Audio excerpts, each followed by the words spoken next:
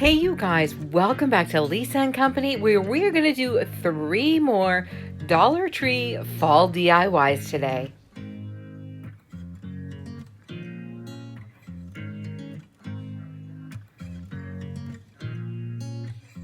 If you love budget-friendly DIY design and decor, make sure you hit that subscribe button so you'll know every time we upload a video.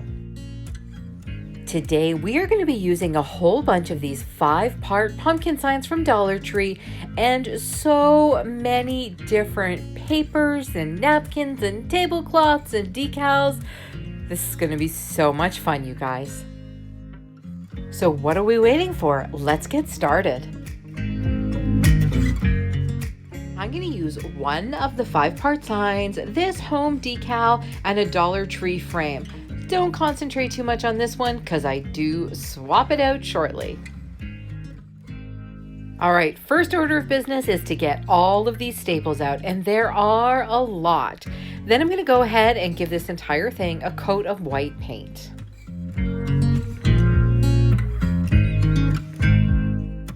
Now this sign I noticed was a slightly different material. It wasn't that smooth, shiny stuff on the other side of the Dollar Tree signs like we're used to. It was very porous. This is the sign from Dollar Tree that I swapped out for my original one. So take out your backing, take out that picture that they put in there for you. This one has a mat as well, so you want to get rid of that. And then take the glass out and very carefully set it aside. Next up, using a pair of like needle nose pliers or something, you're going to pull out those little clips that hold everything in. That's because the way we're putting this back together, they would show. Once you've got those out, the beauty is I didn't need to paint this frame. I used it exactly as it was. You're going to put a few drops of hot glue and then just put your glass right back in.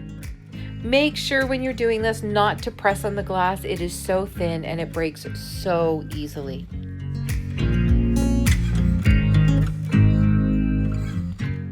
With all my pieces dry, I decided to add a little bit of antiquing wax to the peduncle or stem on my pumpkin right before I put this galvanized metal back on.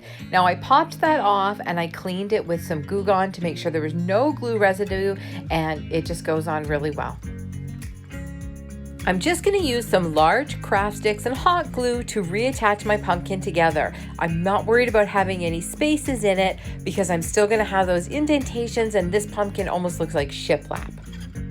Now we're going to use my very favorite wall decal from Dollar Tree. I buy these every time I see them. I love them so much. I've done a couple of projects with them and I'm just going to keep doing it because I totally love this one. Anyway, make sure you line up your first piece on right down the center of the pumpkin and then match up the second piece. It took me a couple of tries, but you know what? You get there eventually, right?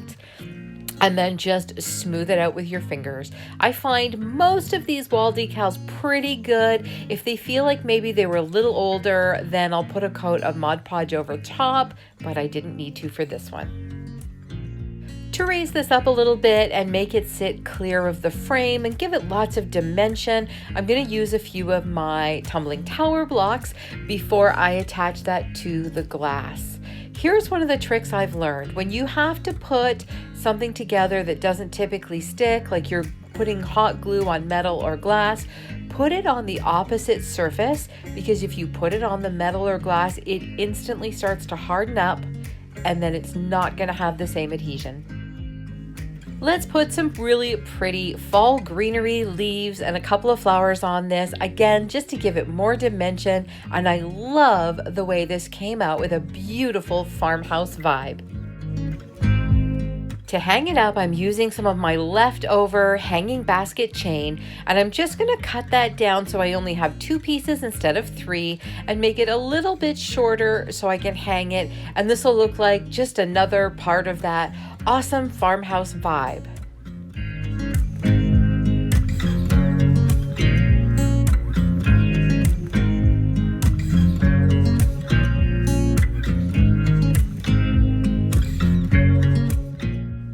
I just used a whole bunch of hot glue on the back and let it set up really well before I moved this so that I could attach my hanging basket hanger to my beautiful piece of Farmhouse DIY. Well, what do you think, you guys? I just love the way this one came out, and I think the best part is it embodies that beautiful black and white farmhouse decor we love with just a little bit of fall, and I just love the way this one comes out.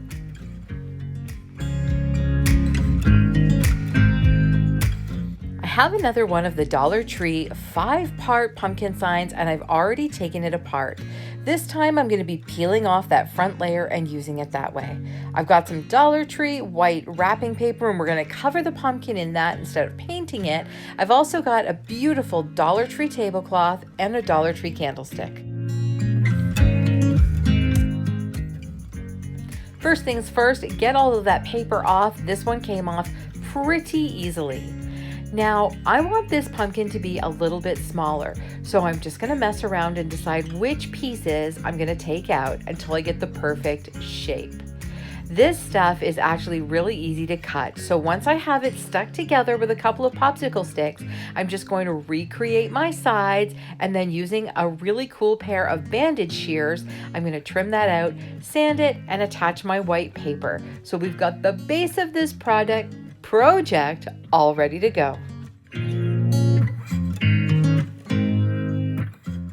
Now, I'm not sure I've ever seen such a pretty plastic dollar store tablecloth as this one. So I am using this one piece that I cut off of my tablecloth, and I've just centered it on there because I'm going to lose some of the pattern, and I wanted to make sure I knew what I was losing.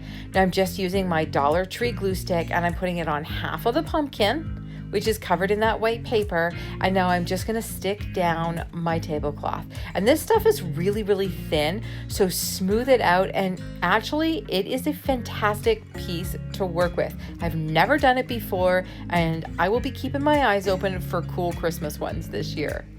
Doing the same thing on the other side, and we're gonna have the top part of this pumpkin almost finished.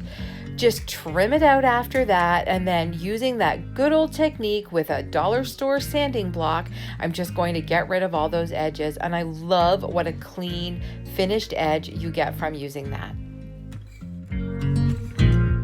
I decided to wrap the stem of the pumpkin in some 4-ply twine. I really wanted all of these projects to have so much texture. Once that was done, I had these great metal tags, some flowers and rub-on transfers, all from Dollar Tree's fall stuff, and wasn't it good this year? And I'm simply going to take this fantastic fall rub-on, add it to one of the galvanized tags, and we're going to use that to hang on the pumpkin.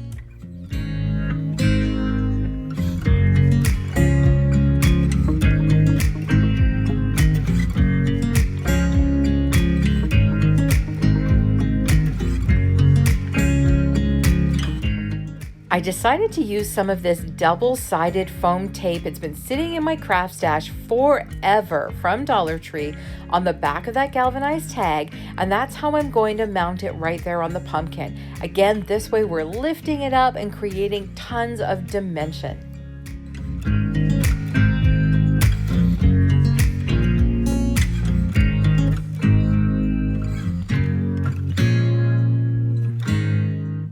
Now using some of the Dollar Tree leaves, the same flowers and the same greenery so that everything goes really well together, we're just going to embellish the top of this pumpkin, and we're going to be almost finished.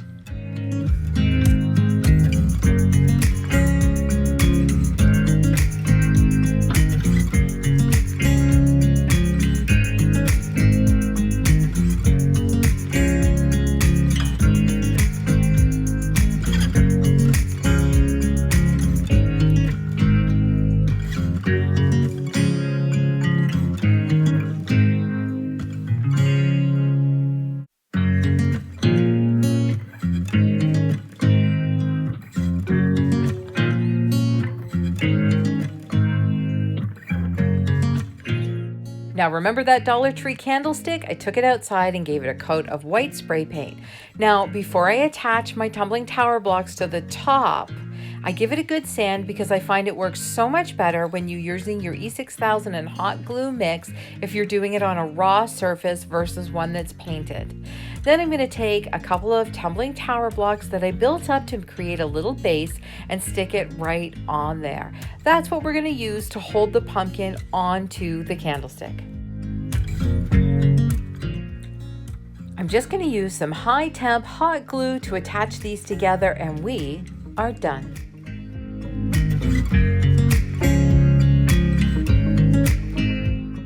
I am absolutely in love with the way this came out. I cannot get over how beautiful that galvanized tag is with the rub on, and the plastic tablecloth. Are you even kidding me?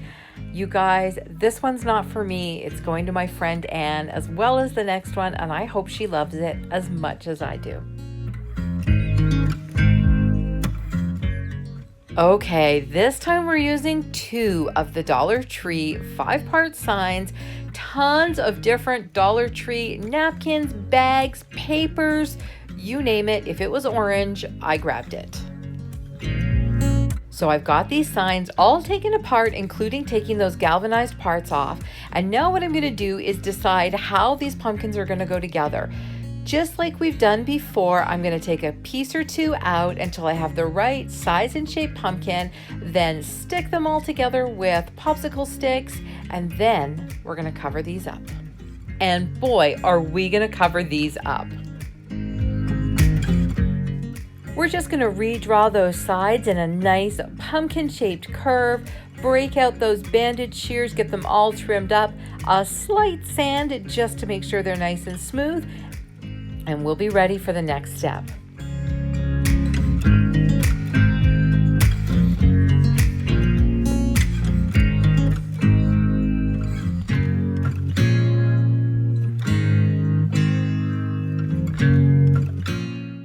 I'm going to get all of my different materials prepped, the bag, the napkin, the gift bag, the wrapping papers, and then we're going to be ready to put these all together. So what I've done here is put all my strips in place so I can decide what order they're going in. This was so much fun, although trying to create something random is more work than not trying to create something random. Do you know what I mean? So I'm just using my Jot glue stick. Again, I'm putting a nice layer down before I attach all of these different materials, and I'm just flipping them back over and rubbing them to make sure there's no bubbles in them. For this one, I couldn't decide if I wanted to use that galvanized piece. To trim these off, I'm going to use my good old Dollar Tree sanding block and just rub from top to bottom in a nice smooth motion. It is the best way, and I wasn't sure because this one was one of Dollar Tree's reusable bags and I didn't know how well it would work. But with the rougher side and just a nice constant pressure, it came out beautifully. On my smaller pumpkin, I decided to add back that galvanized piece right at the top.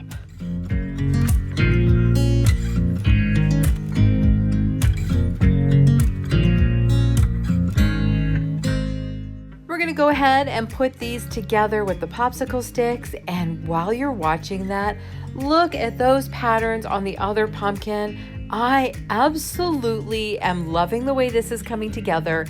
It's not necessarily my style, but I'm just loving all of that gorgeous, traditional, orange fall pattern all together. On one of these pumpkins, I'm going to wrap the stem in twine, and this is actually the twine that I took off the back of both of these pumpkins. I'm going to double it up and get this wrapped around, and we're going to have a really nice play on texture.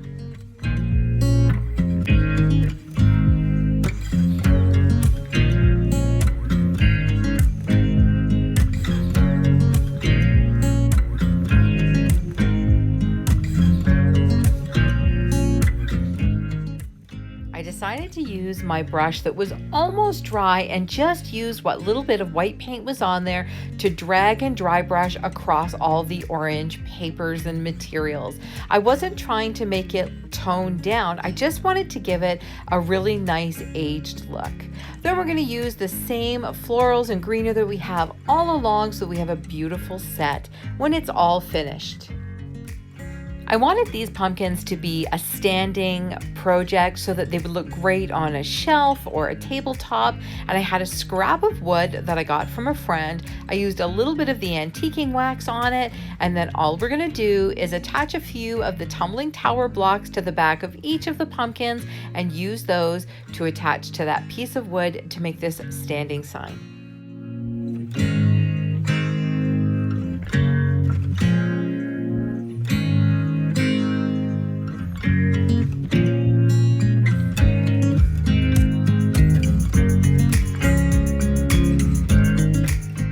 Then using a good bead of high temp hot glue, I'm just going to attach these, the larger one slightly to the back, and then we're going to put the smaller pumpkin just in front and slightly overlapped.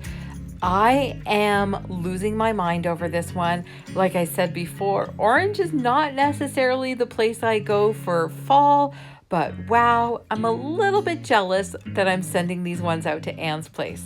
What do you guys think? That's all 3 of the DIYs. Do you have a favorite? I tried to make sure I gave you guys a really good view of the finished product, like some of you guys had asked for in the comments. So I hope this makes it a lot easier for you to see the details as well as the final project. Thanks you guys for stopping by Lisa & Company. I really appreciate every single one of you coming by today. Check out these other videos and don't forget to give this video a like if you enjoyed it. And if you're not already a subscriber, then make sure you do that.